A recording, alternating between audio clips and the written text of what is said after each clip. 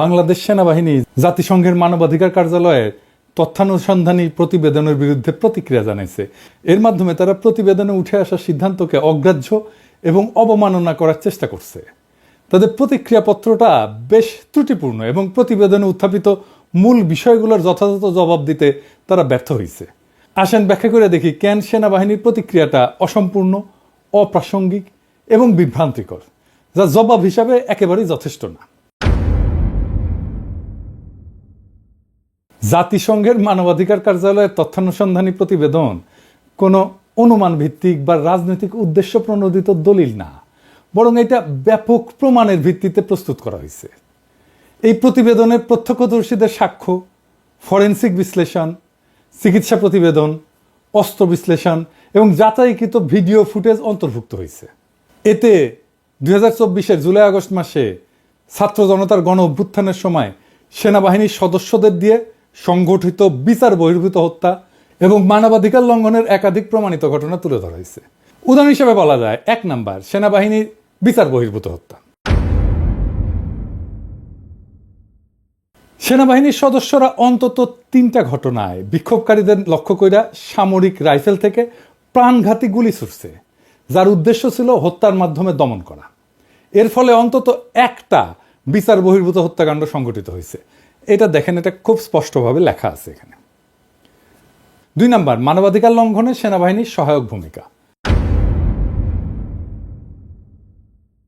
সেনাবাহিনী পুলিশের এবং অন্যান্য নিরাপত্তা বাহিনীর জন্য এক ধরনের সুরক্ষা প্রাচীর হিসেবে কাজ করছে। বিশেষ করে যখন পুলিশ এবং র্যাব ঢাকা চট্টগ্রাম মহাসড়কের অবরোধ তুলে নেওয়ার নামে যাত্রাবাড়ি এলাকায় নির্বিচারে গণহত্যা এবং বিচার বহির্ভূত হত্যাকাণ্ড সংঘটিত করে। খুব স্পষ্টভাবে এই পৃষ্ঠা 38-এ লেখা আছে। 3 নাম্বার, নির্বিচারে গ্রেপ্তার এবং গণ আটক অভিযান। জুলাই মাসের শেষ দিকে সেনাবাহিনী ব্যাপক অভিযান পরিচালনায় অংশ নেয়, যেখানে পুলিশ এবং র্যাব নির্বিচারে বিপুল সংখ্যক মানুষকে গ্রেপ্তার করে, যাতে বিক্ষোভ পুনরায় সংগঠিত হইতে না পারে। এটা দেখেন, এখানে খুব স্পষ্টভাবে বলা আছে। এই প্রমাণিত ঘটনাগুলা পরিষ্কারভাবে দেখায় সেনাবাহিনী তার ভূমিকা অস্বীকার করার চেষ্টা করলেও বাস্তব তথ্যের সাথে সেটা সঙ্গতিপূর্ণ না। সম্প্রতি 2রা মার্চ বাংলাদেশ সেনাবাহিনীর সদর দপ্তরে কর্মরত জাজ অ্যাডভোকেট জেনারেলের বিভাগ থেকে পাঠানো বাংলাদেশ সেনাবাহিনীর বিরুদ্ধে মানবাধিকার লঙ্ঘনের অভিযোগ সংক্রান্ত OHCHR এর প্রতিবেদনের বিরুদ্ধে দেওয়া প্রতিক্রিয়াটা আজ আমার আলোচনার বিষয়, বুঝতেই পারতেছেন। খুবই নিকট অতীতের ফ্যাসিবাদী শাসন অনুসরণ কইরা সেনা সদর তাদের পুরানো এবং অভ্যস্ত বয়ান অনুকরণ কইরা এটা তৈরি করছে। খুনি হাসিনার মতো একইভাবে জাতিসংঘের এই সংস্থার প্রতিবেদনে প্রকাশিত বিষয়বস্তুকে এরা অস্বীকার করছে। এরা ভুলে যেতে চাইছে যে ইন্টারনেটে ছড়াইয়া থাকা অজস্র ভিডিও, নজির এবং উপস্থাপিত কঠোর প্রামাণিক নিদর্শনসমূহ এই প্রতিবেদনকে জোরালোভাবে সমর্থন করে। অবাস্তবোচিত প্রতিক্রিয়া দেওয়ার মাধ্যমে সেনা কর্তৃপক্ষ তাদের বিরুদ্ধে ওঠা অভিযোগগুলোকে বাতিল করে দেওয়ার এক ভিত্তিহীন অপচেষ্টা চালাইছে।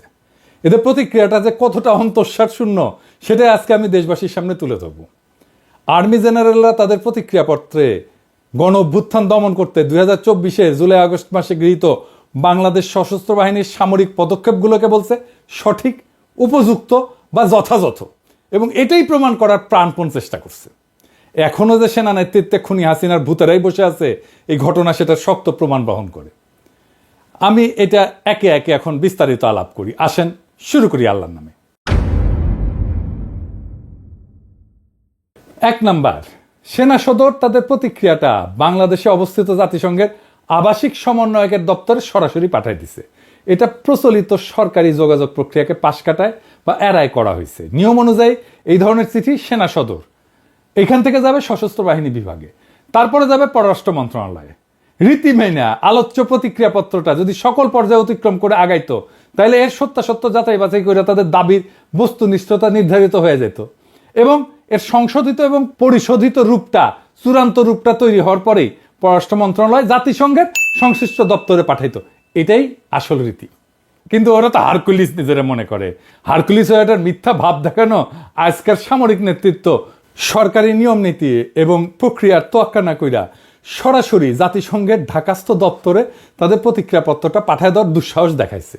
এখন বাংলাদেশের পুরো সশস্ত্র বাহিনীকে এটা কইরা ঝুঁকির মধ্যে ফেলে দিছে। এখানে ভাবনার বিষয় হইল প্রতিক্রিয়া যদি ন্যায়সঙ্গত হয় তাহলে তো তার প্রেরণের দায়িত্ব পড়তো অন্তর্বর্তীকালীন সরকারের উপরে, তাই না? কিন্তু তাড়াহুড়া কইরা সেনাবাহিনী সদর দপ্তর এটা পাঠালো কেন? খুন এবং নিজ নাগরিকদের হতাহত করার মতো মানবতা বিরোধী অপরাধের দায় সশস্ত্র বাহিনী কেন নিজের কাঁধে তুলে নিল, সেটা তো ভাবনার বিষয়, তাই না? এই বাহিনীকে দুর্নামে জড়ায় ফেলা, বিশ্ব পরিমণ্ডলে একে ক্ষতিগ্রস্ত করা অসৎ লক্ষ্য থেকেই গণহত্যার মতো অপরাধের সাথে জড়িত সেনা নেতৃত্বের ছোট্ট গ্রুপটা এই অপকর্ম সচেতনভাবে করছে বলে আমি মনে করি এবং দেশবাসীও সেটা মনে করে। এতে সবচেয়ে বেশি লাভবান হবে দেশপ্রেমিক এই বাহিনীকে, যারা সবসময় দুর্বল, ক্ষতিগ্রস্ত করতে চায় সেই শক্তি, এবং ইন্ডিয়ায় পালায় যাওয়া খুনি হাসিনা স্বয়ং। আমাদের শক্ত অনুমান এই চিঠি পাঠানোর বুদ্ধি দিছে ইন্ডিয়া, যেন বাংলাদেশের সেনাবাহিনীর শান্তি মিশন বিপদের মুখে পড়ে। 2 নাম্বার, সেনা সদর যে প্রতিক্রিয়াপত্রটা লিখছে তার মূল উদ্দেশ্য হইল বাংলাদেশের দণ্ডবিধি এবং সেনা আইনের আওতায় সেনাবাহিনীকে রক্ষা করার অপচেষ্টা। সেখানে তারা নিরস্ত্র সাধারণ জনগণের উপরে যে অতিরিক্ত বল প্রয়োগ করছে সেটার ন্যায্যতা দেখানোর চেষ্টা করছে। এছাড়া অন্য আইন শৃঙ্খলা রক্ষাকারী বাহিনীর অতিরিক্ত বল প্রয়োগ করছে বলে যে অভিযোগ প্রতিষ্ঠিত হয়েছে সেটা অস্বীকার করে সেনাবাহিনী তাদের পাঠানো প্রতিক্রিয়াপত্রে নিজেদের নির্দোষ প্রমাণ করতে চাইছে। 3 নাম্বার, প্রকাশিত ভিডিওগুলোর মাধ্যমে এটা স্পষ্টভাবে প্রমাণিত হয়েছে সেনাবাহিনী অপ্রয়োজনীয় এবং অতিরিক্ত বল প্রয়োগ করছে। বিক্ষোভকারীদের গতিবিধি পর্যবেক্ষণের জন্য ড্রোন ব্যবহার করছে, আন্দোলনকারীদের উপরে নজরদারির মাধ্যমে তাদের অবস্থান এবং গতিবিধি পর্যবেক্ষণ করে অন্যায়ভাবে আক্রমণকারী সীমান্তরক্ষী বাহিনী, বিজিবি, র্যাপিড অ্যাকশন ব্যাটালিয়ন এবং পুলিশ কর্তৃপক্ষকে জানাই দিছে, এবং তার ফলে ফ্যাসিবাদীদের হামলাকে শানিত এবং মারাত্মক করে তুলছে। ফলে হতাহতের সংখ্যা বাড়ছে। সেনাবাহিনীর হেলিকপ্টার উপর্যুপরি সাউন্ড গ্রেনেড বিস্ফোরণ ঘটাইছে এবং স্নাইপার রাইফেল থেকে গুলি চালাইছে। বিভিন্ন ভিডিও ক্লিপে সেনা কর্মকর্তাদের পৃথক পৃথক অবস্থান থেকে গুলি চালাইতে দেখা গেছে। একসময় সেনাবাহিনীর নিজস্ব প্রতিবেদনে বিক্ষোভ দমন করতে 18,000 রাউন্ড গুলি চুরির কথা বলা হইলেও আলোচ্য প্রতিক্রিয়াপত্রে এখন এই যে বিবরণ দেওয়া হচ্ছে তা পূর্বের স্বীকারোক্তির সাথে সাংঘর্ষিক। এছাড়াও সেনাবাহিনীর বক্তব্যের কোথাও তাদের নিজেদের রুলস অফ এনগেজমেন্ট অনুসরণের কথা উল্লেখ নাই। এই বিষয়টা ব্যাপকভাবে পরীক্ষা নিরীক্ষা করা জরুরি। সেই সময় পরিচালিত সকল অপারেশন অডিট করা হলে বর্তমান সেনা নেতৃত্বের সকল জারিজুরি ফাঁস হয়ে যাবে বলে আমাদের বিশ্বাস। 4 নাম্বার, প্রতিক্রিয়াপত্রে দাবি করা হয়েছে গত জুলাই আগস্টের গণ অভ্যুত্থানকালে সেনাবাহিনীর দেশীয় এবং আন্তর্জাতিক আইনি কাঠামো মেনে চলছে। এতে বলা হয়েছে তারা জনপ্রশাসনকে সহায়তার জন্য মোতায়েন ছিল, কিন্তু বাস্তবে পুরো ঘটনা ছিল ভিন্ন। বিক্ষোভকারীরা ছিল নিরস্ত্র, তাদের আচরণ আগ্রাসী ছিল না, নিরাপত্তা বাহিনীর কাছে থেকে যথেষ্ট এবং নিরাপদ দূরত্ব বজায় রেখেই বিক্ষুব্ধ মানুষ অবস্থান করতেছিল।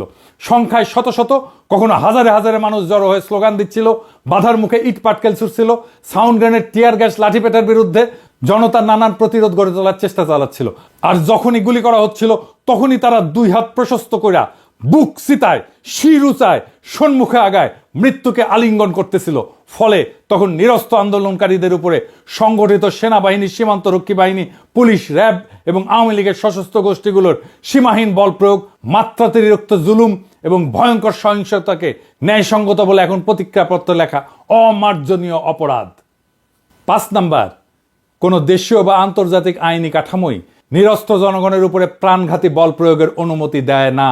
আইন শৃঙ্খলার বিবেচনায় নিয়ন্ত্রণহীন পরিস্থিতিতে ম্যাজিস্ট্রেট লিখিত অনুমতি দিলে তার ভিত্তিতে বিক্ষুব্ধ মানুষকে প্রথমে সতর্ক করা হয়, তারপরে ফাঁকা গুলি ছুড়ে জনতাকে ছত্রভঙ্গ করার চেষ্টা করা হয়। সেটা ব্যর্থ হলে চূড়ান্ত পর্যায়ে অপ্রাণঘাতী বা দাঙ্গা নিয়ন্ত্রণকারী অস্ত্র দিয়ে শুধুমাত্র হাঁটুর নিচে আঘাত করার উদ্দেশ্যে গুলি চালানো যায়।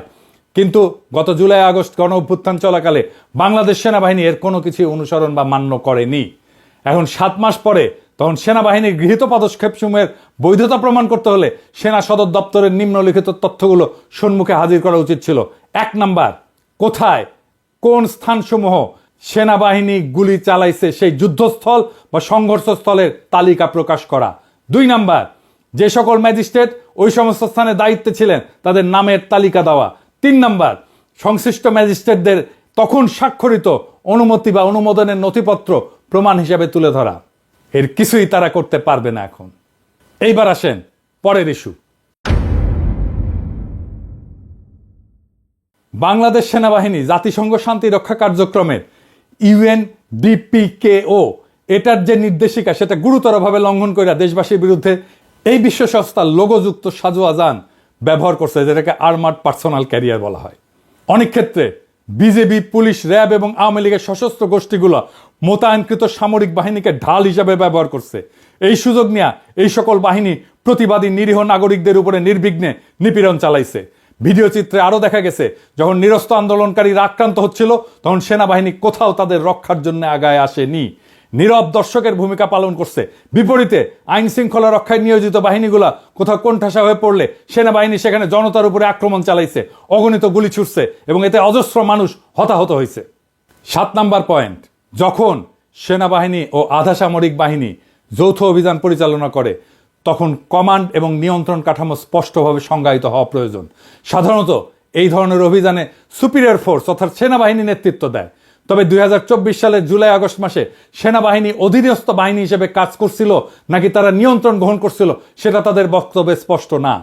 এছাড়া এই অভিযান পরিচালনার জন্য কোনো যৌথ কমান্ড সেন্টার গঠিত হয়েছিল কিনা সে বিষয়ে সেনা সদর নিশ্চুপ থেকে কোনো একটা বড় সত্য আড়ালে রাখতে চাইছে।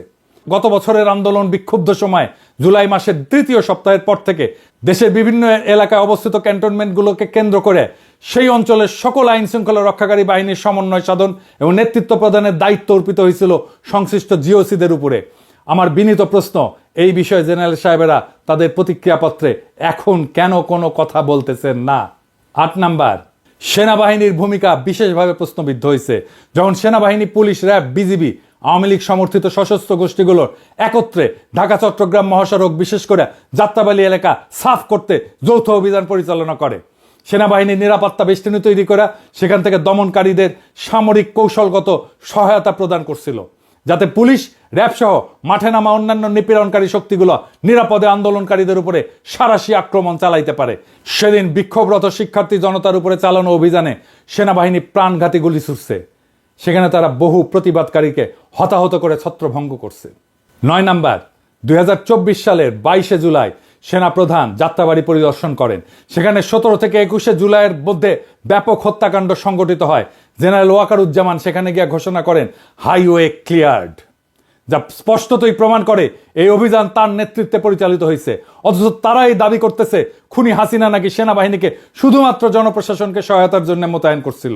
যদি তাই হয় তাহলে সেনাপ্রধান এই ক্ষেত্রে তার সীমার অতিরিক্ত আচরণ করে দেশের প্রচলিত আইন কানুন এবং রাষ্ট্রাচার লঙ্ঘন করছেন। সেদিন তার যাত্রাবাড়ি পরিদর্শন এবং একই সময় সেখানে আইজিপি এবং র্যাবের মহাপরিচালকের উপস্থিতিকে একটা কাকতালীয় ঘটনা হিসেবে দেখানোর অপচেষ্টা হয়েছে, যা থেকে বোঝা যায় তারা এদেশবাসীকে এবং বিশ্ববাসীকে এবং জাতিসংঘকে বোকা এবং নির্বোধ মনে করে।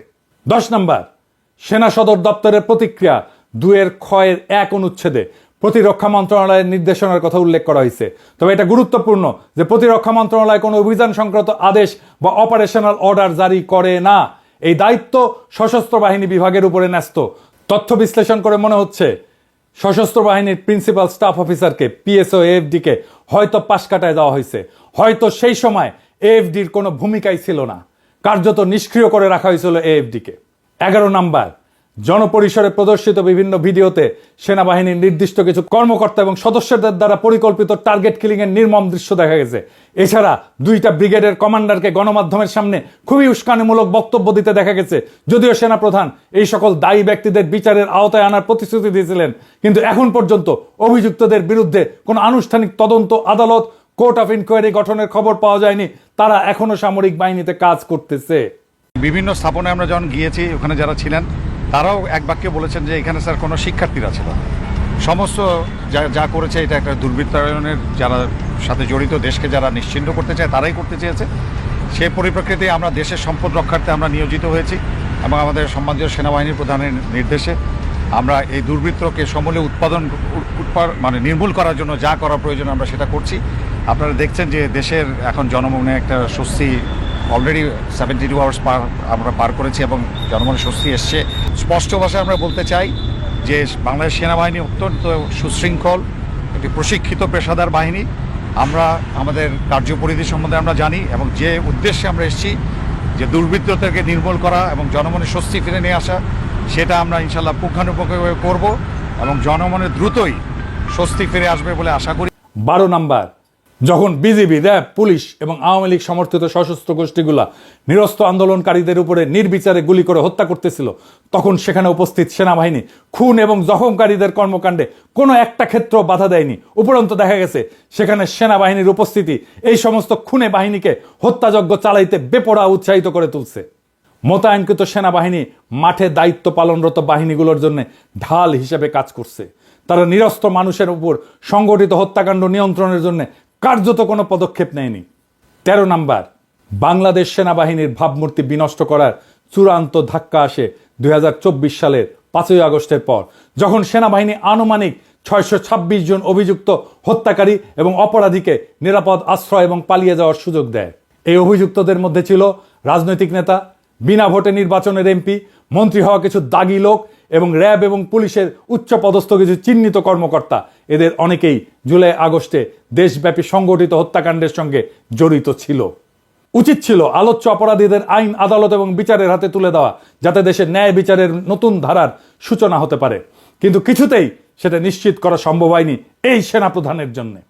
14 নাম্বার, মানবাধিকার লঙ্ঘনকারীদের সুরক্ষা দেওয়ার যে অপচেষ্টা সেনাবাহিনী চালাচ্ছে তা আইন অমান্যকারী কর্ম, যা শাস্তিযোগ্য অপরাধ।